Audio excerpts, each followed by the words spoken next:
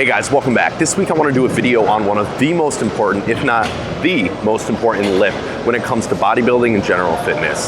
So I see a lot of people attempting this lift, getting it 50, 60, 70, but not 100% correct, and I want to give you 3 tips to help you out. We're talking, of course, about the deadlift. So let's get started. Alright, so the first tip I want to talk about is the most important because it's going to help you avoid injury in your spine. So when a lot of people deadlift, you'll see them having this kyphotic curvature of the spine, or like a coat hanger, they're allowing the top portion of their body to fall down. Now you really don't want to do this because you can slip a disc in your spine and you're creating terrible pressure that your spine wasn't really built for. A good tip I'm drawing across my chest is to keep your chest visible. Imagine you've got a logo on your chest and you're trying to keep it visible as you come up. That's going to help you keep a lordotic curvature of the spine, which is going to protect you and allow you to do this lift properly. So let's get a few reps like that. Chest is nice and high. I'm keeping my chest visible, or imagine you have a logo across your chest in the mirror throughout the lift.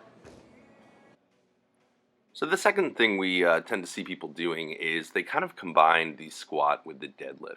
And what I mean by this is they usually come up properly, and then as they come back down, they sit into it.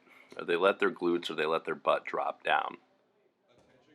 You can see me doing it here. I'm kind of coming up to the top, starting to bend, but then dropping my butt and my hips down and turning it more into a squat movement. So in this second example, what I'm going to do is I'm really going to put my butt out, and I'm going to keep my butt going backwards as opposed to dropping down. Once again, I'm using the hamstrings and the glutes to come up, and as I come down, I let my body tip forward with a slight bend in the knee, but I keep my glutes, my butt, and my hips going backwards as opposed to dropping or sitting down.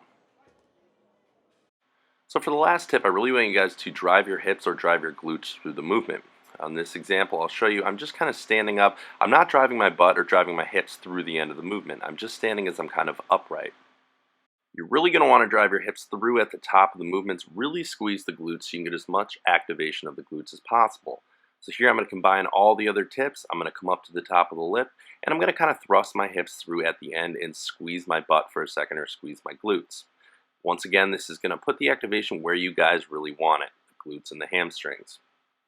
All right, let's put everything together. We got 3 tips. We are going to make sure that we don't sit down in our movement and that our butt comes back instead of down. Pretend we got a logo on our chest, keep it visible, look at it, keep your chest nice and high. And for the third and final tip, we're going to drive our hips and drive our glutes through the end of the movement, and your deadlift should look something like this.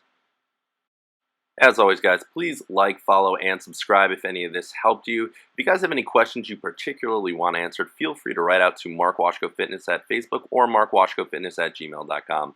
Have a great week, guys. Take care.